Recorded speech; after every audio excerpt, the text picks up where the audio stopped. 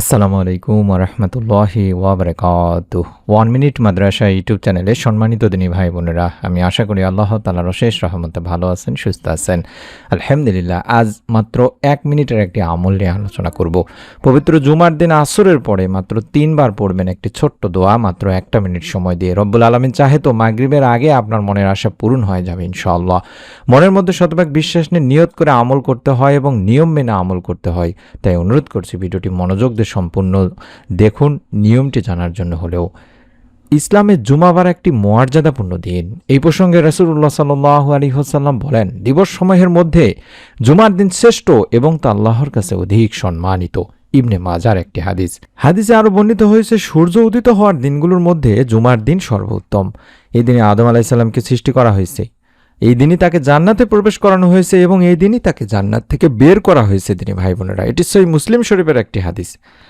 আর হাদিস অনুযায়ী পবিত্র জুমার দিনের আসর সময়টি খুবই গুরুত্বপূর্ণ, কারণ এই সময় মুমিনদের জন্য বিশেষ কিছু আমলের কথা বলা আছে হাদিসে। আমলগুলোর মধ্যে রয়েছে দোয়া, জিকির, ইস্তেগফার ইত্যাদি। এছাড়াও আরেকটি আমলের কথা বর্ণিত হয়েছে, সেটি হলো বিশেষ নিয়মে দরুদ পাঠের কথা।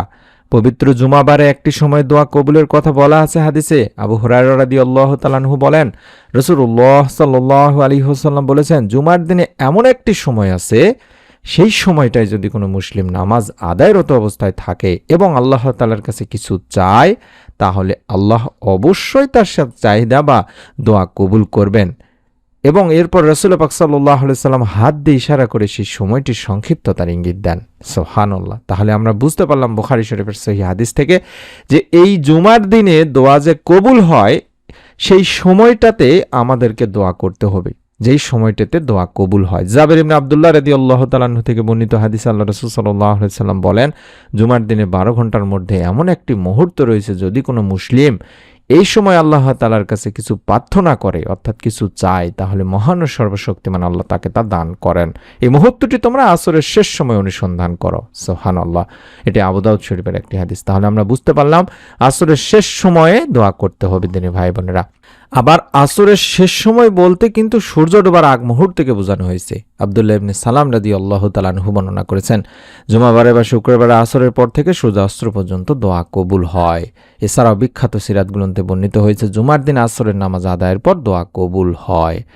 আমি আশা করছি আমার সম্মানিত দিনী ভাই বোনেরা, এই মুহূর্তে যারা ভিডিওটি দেখছেন তারা বুঝতে পেরেছেন পবিত্র জুমার দিন দোয়া কবুল হয় এবং যেই সময়টাতে দোয়া কবুল হয় সেটা মূলত আসর থেকে শুরু করে সূর্য ডোবার আগ পর্যন্ত। তাই আমরা আসরের পর থেকেই আমলটি করার চেষ্টা করব। আপনি জুমার দিন যত বেশি বেশি পারেন দরুদ পাঠ করবেন, কারণ দরুদ পাঠের অনেক গুরুত্ব বর্ণনা করা হয়েছে হাদিসে। আল্লাহ রাসূল সাল্লাল্লাহু আলাইহি সাল্লাম ইরশাদ করেছেন, তোমরা জুমার দিনে আমার উপর বেশি বেশি দরুদ পাঠ করো, কেননা তোমাদের পাঠকৃত দরুদ আমার সামনে পেশ করা হয়। আবু দাউদ শরীফের একটি হাদিস। তাছাড়া আরও অসংখ্য হাদিস আছে। আবু উমামা রাদিয়াল্লাহু তাআলা আনহু থেকে বর্ণিত একটি হাদিস আছে, যেখানে আল্লাহ রাসূল সাল্লাল্লাহু আলাইহি ওয়াসাল্লাম বলেন, আমার উপর জুমার দিন বেশি বেশি দরুদ পাঠ করো, কারণ আমার উম্মতের দরুদ পবিত্র জুমার দিন আমার কাছে পৌঁছানো হয়। আর যেই ব্যক্তি আমার উপর সবচেয়ে বেশি দরুদ পাঠাবে, সেই ব্যক্তি কিয়ামতের দিন সবচেয়ে আমার নিকটতম হবে। তারগিব শরীফের একটি হাদিস। তাই আমরা আসর থেকে শুরু করে মাগরিব পর্যন্ত এই সময়টিকে কাজে লাগাবো। মাত্র 1 মিনিট সময় দিয়ে আমলটি করার চেষ্টা করব। যে আমলটি করব সেটি হলো ইসমে আজমের আমল। মাত্র 2-3 মিনিটের বেশি সময় লাগার কথা না, অন্তত 1 মিনিটও হয়তো বা লাগতে পারে, যদি আপনি মাত্র 3 বার এই ছোট্ট দোয়াটি পড়তে পারেন দিনী ভাই বোনেরা। একবার আনাস রাদিয়াল্লাহু তাআলা আনহু আল্লাহ রাসূল সাল্লাল্লাহু আলাইহি সাল্লামের সঙ্গে বসা ছিলেন। এ সময় এক ব্যক্তি এসে নামাজ আদায় করে নিজের এই ছোট্ট দোয়াটি পাঠ করলেন। আমি আমার সম্মানিত দিনী ভাই বোনদেরকে কম করে হলো একবার এবং সর্বোচ্চ 3 বার অন্তত পড়তে বলবো। মাত্র 1 মিনিটের সময় লাগবে দিনী ভাই বোনেরা। শুধুমাত্র আল্লাহুম্মা ইন্নী আসআলুকা বিআন্না লাকাল হামদ লা ইলাহা ইল্লা আনতাল মান্নান বাদিউস সামাওয়াতি ওয়াল আরদ ইয়া জাল জালালি ওয়াল ইকরাম ইয়া হাইয়্যু ইয়া কাইয়্যুম। এভাবে 3 বার পড়বেন। 1 মিনিটেরও কম সময় লাগবে। শুধুমাত্র এভাবে পড়বেন, আমি যেভাবে দেখাচ্ছি স্ক্রিনে আরবি বাংলা উচ্চারণ সহকারে, চাইলে দেখে দেখে পড়বেন, কোনো সমস্যা নেই। 3 বার পাঠ করবেন। পাঠ করার আগে অবশ্যই আপনি চেষ্টা করবেন অন্তত 11 বার দরুদ শরীফ পড়ে নেওয়া। চাইলে আল্লাহুম্মা সাল্লি আলা মুহাম্মাদিন ওয়া আলা আলি মুহাম্মাদ, আল্লাহুম্মা সাল্লি আলা মুহাম্মাদিন ওয়া আলা আলি মুহাম্মাদ, এভাবে 11 বার এই ছোট্ট দরুদটি পড়ে নেবেন, কয়েক সেকেন্ডেই পড়া হয়ে যাবে এবং 3 বার পাঠ করবেন আল্লাহুম্মা ইন্নী আসআলুকা বিআন্না লাকাল হামদু লা ইলাহা ইল্লা আনতাল মান্নান বাদিউস সামাওয়াতি ওয়াল আরদ ইয়া জাল জালালি ওয়াল ইকরাম ইয়া হাইয়্যু ইয়া কাইয়্যুম। এভাবে 3 বার পাঠ করবেন। তারপরে দুখানা হাত তুলে আল্লাহকে বলবেন, হে আল্লাহ, আমি তোমার কাছে প্রার্থনা করি, তুমি তো সব প্রশংসার মালিক, তুমি ছাড়া তো কোনো উপাসক নেই, তুমি দয়াশীল, তুমি আকাশসমূহ পৃথিবীর একমাত্র সৃষ্টিকর্তা, হে মহান সম্রাট ও সর্বোচ্চ মর্যাদার অধিকারী, হে চিরঞ্জীব, হে সর্বময় ক্ষমতার অধিকারী। রাসূলুল্লাহ সাল্লাল্লাহু আলাইহি সাল্লাম বললেন, এই ব্যক্তি ইসমে আজম পড়ে দোয়া করেছে। ইসমে আজম হচ্ছে মহান আল্লাহর এমন নাম যে নামে ডাকলে তিনি সাড়া দেন এবং যে নামে তার কাছে চাওয়া হলে তিনি সব চাওয়া পূরণ করেন। সুবহানাল্লাহ। আবু দাউদ শরীফের একটি হাদিস আমি সংক্ষেপে বলে দিচ্ছি আবারও। পবিত্র জুমার দিন দোয়া কবুল হয়। কখন দোয়া কবুল হয়? আসর থেকে শুরু করে মাগরিবের আগ পর্যন্ত বা সূর্য ডোবার আগ পর্যন্ত পবিত্র জুমার দিনে বেশি বেশি দরুদ পড়তে হয়, কারণ দরুদবিহীন দোয়া আল্লাহ তাআলার কাছে পৌঁছায় না। আর জুমার দিন যে যত বেশি দরুদ পড়বে সেই দরুদ বিশ্বনবী সাল্লাল্লাহু আলাইহি সাল্লামের কাছে পৌঁছানো হয় এবং কঠিন কিয়ামতের দিন মুসিবতের সময় বিশ্বনবী সাল্লাল্লাহু আলাইহি সাল্লামের সুপারিশ পাওয়ার জন্য হলেও আপনাকে দরুদ পড়তে হবে।